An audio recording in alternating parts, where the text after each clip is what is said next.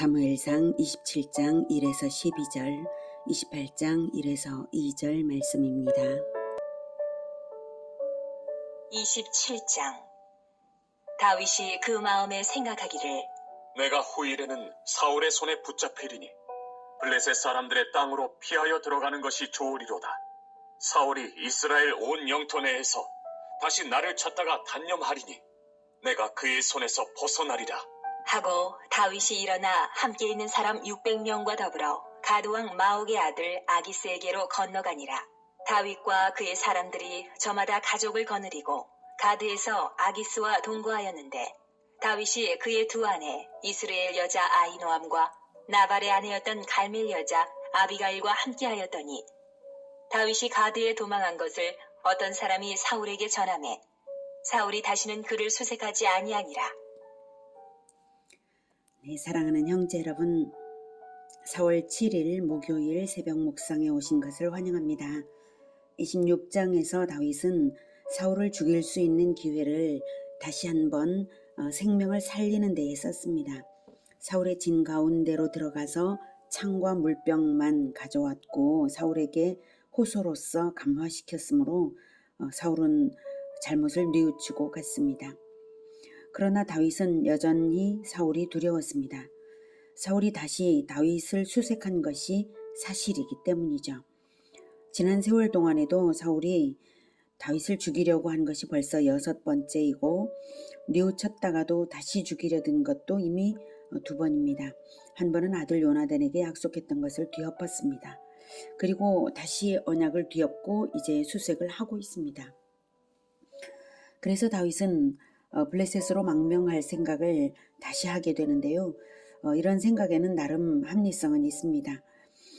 첫째로는 거느리던 다윗 공동체의 식량을 확보하는 문제입니다.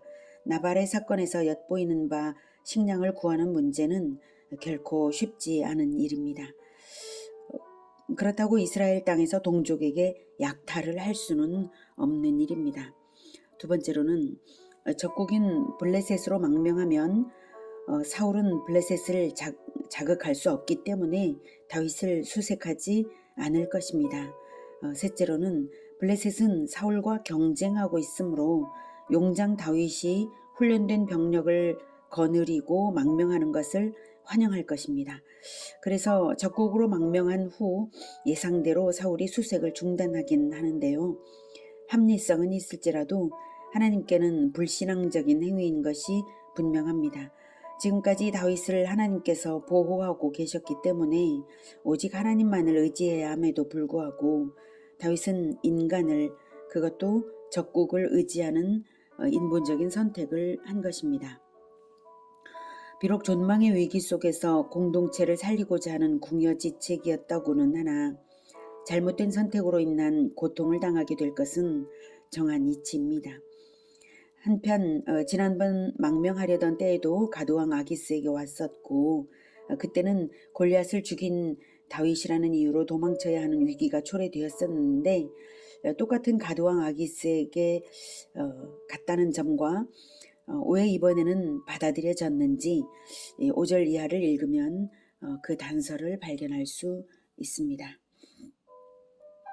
다윗이 아기스에게 이르되 바라건대 내가 당신께 은혜를 입었다면 지방 성읍 가운데 한 곳을 내게 주어 내가 살게 하소서. 당신의 종이 어찌 당신과 함께 왕도에 살리이까? 하니 아기스가 그날에 시글락을 그에게 주었으므로 시글락이 오늘까지 유다 왕에게 속하니라. 다윗이 블레셋 사람들의 지방에 산 날수는 1년 4개월이었더라. 네, 5절에 내가 당신께 은혜를 입었으면 이라는 표현은 다윗과 아기스 사이에 일종의 계약이 있었음을 뜻하는 말입니다. 아기스와 다윗이 원래 은혜 관계가 아니거든요. 그런데 이제는 은혜 관계가 되었다는 말이죠.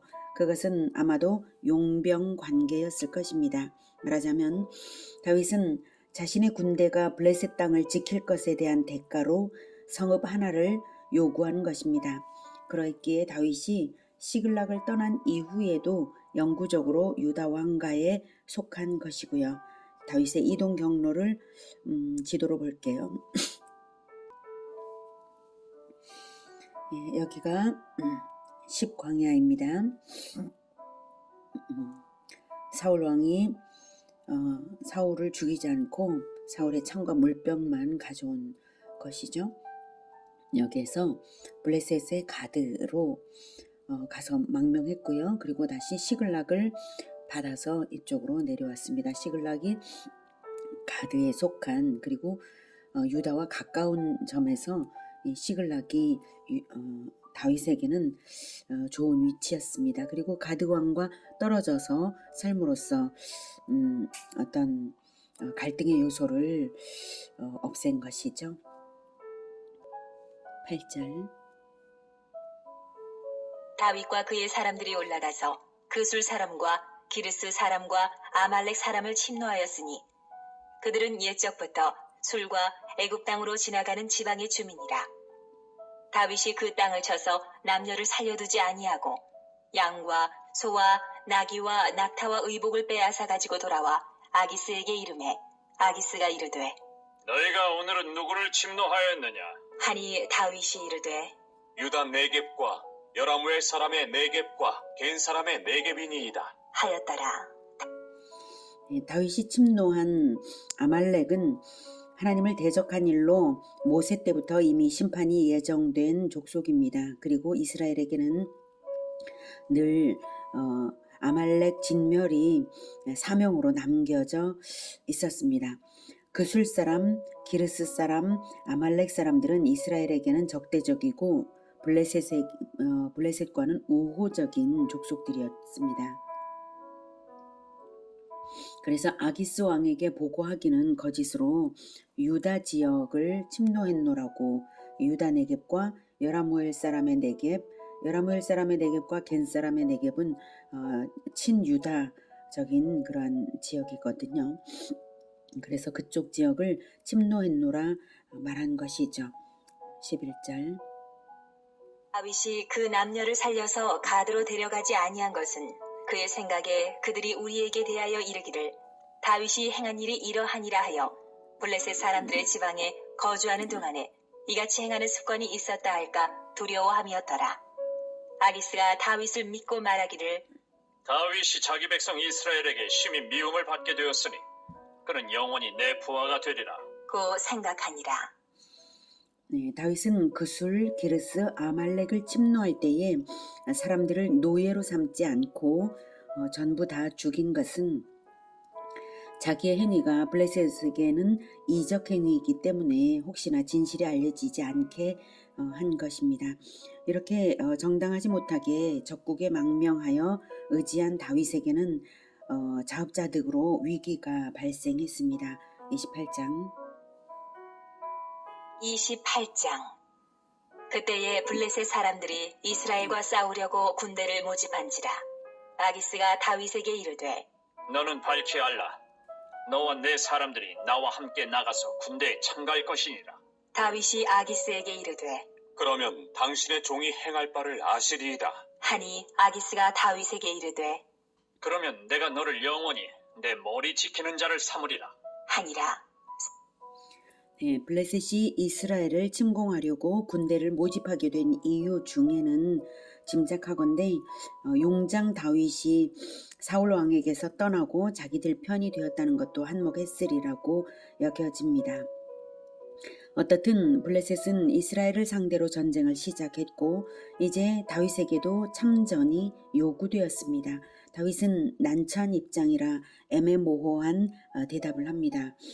당신의 종이 행할 바를 아시리이다.